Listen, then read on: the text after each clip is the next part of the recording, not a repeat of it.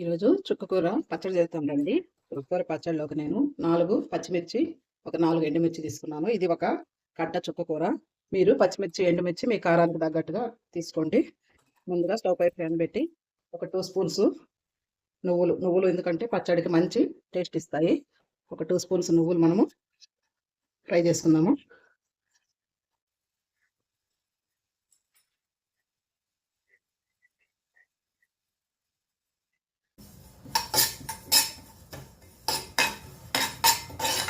నువ్వులు చిట్పటలాడిన నువ్వులు వేరొక బౌల్లోకి తీసుకుందాము.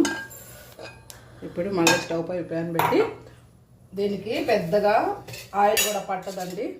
ఒక హాఫ్ స్పూను ఆయిల్ వేసుకొని మనము పచ్చిమిర్చి, ఎండుమిర్చి వీటిని ప్యాన్లో హాఫ్ స్పూన్ ఆయిల్ వేసి 1 స్పూను ధనియాలు, హాఫ్ స్పూన్ జీలకర్ర, ఒక 4 మెంతి గింజలు, 1 స్పూన్ పచ్చెనపప్పు, 1 స్పూను మినప్పప్పు, 4 పచ్చిమిర్చి, 4 ఎండుమిర్చి తుంచి వేసాను. ఇవి బాగా వేగనివ్వాలి. ఇవి వేగేటప్పుడు కొంచెము ఇంగువ వేసుకుందాము. ఇంగువ పచ్చడికి మంచి టేస్ట్ని ఇస్తుంది.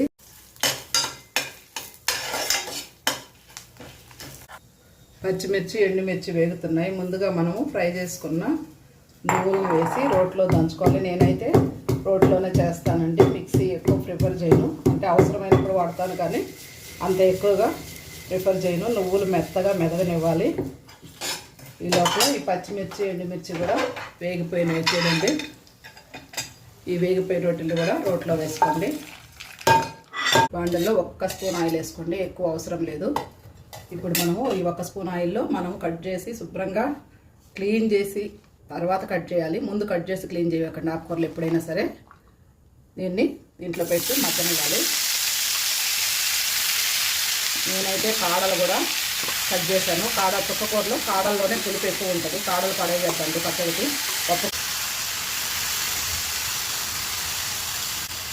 ఇది మగ్గుతూ ఉంటుంది. ఈ లోపల మనము పచ్చడి దంచుకుందాం. రోట్లో 1 స్పూను ఉప్పు వేసుకొని పచ్చడి దంచుకుందాం మనం.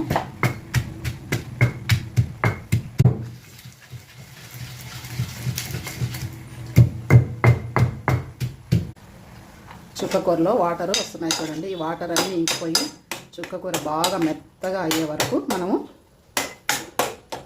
దీన్ని ఫ్రై చేసుకోవాలి. గుజ్జుగా రావాలి ఇది.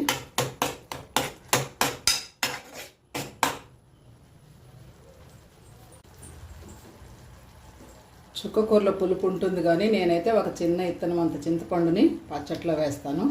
ఆ నీళ్ళల్లోనే అది కూడా మెత్తబడిపోతుంది.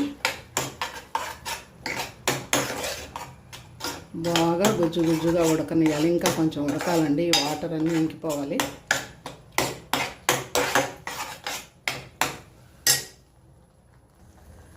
చుక్కకూర మెత్తగా ఉడికిపోయింది. ఇప్పుడు దీన్ని తీసుకెళ్ళి మనం రోట్లో వేసుకొని దంచుకోవటమే. స్టవ్ ఆఫ్ చేస్తున్నాను. పచ్చిమిర్చి, ఎండుమిర్చి అన్నీ మెదిగాయి. ఇంకొద్దిగా మెదిగితే దంచుకుంటేనే నువ్వుల ఫ్లేవరు కరెక్ట్గా వస్తుంది బాగా. ఈ చుక్కకూరని దీంట్లో వేసేసుకోండి. కొద్దిగా ఆ తడి తగులుతుంటే బాగా బ్రహ్మాండంగా మెత్తగా మెదిగిపోతుంది. మీ ఇంట్లో రోలు ఉంటే మాత్రం ఖచ్చితంగా దీన్ని రోట్లోనే దంచుకోండి. టేస్ట్ డబల్ అవుద్ది. మిక్సీలో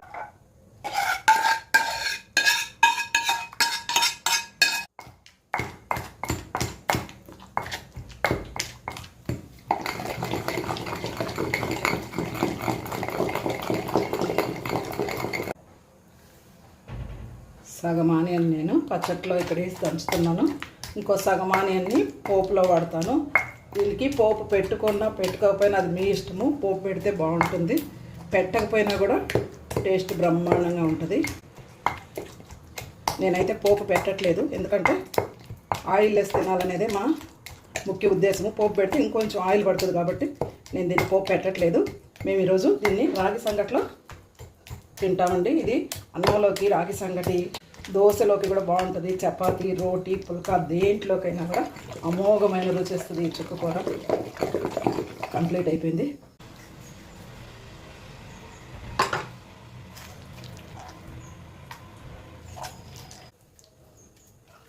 ఈ రోట్లో ఒక ముద్దగా అన్నం వేసుకొని ఊడ్చుకొని తిన్నారంటే అసలు ఆ రుచి అమోఘం అండి. ఇదిగోండి చుక్కకూర పచ్చడి ఇలా ఉంటుంది.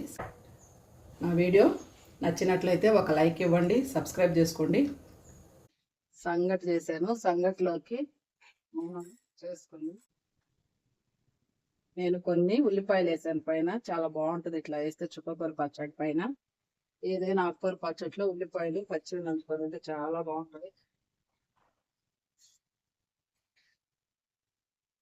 కొంచెం అంటే కొంచెం నెయ్యి వేసుకోవాలి. నెయ్యి వేసుకుంటే నా టేస్ట్ భలే బాగుంటుంది.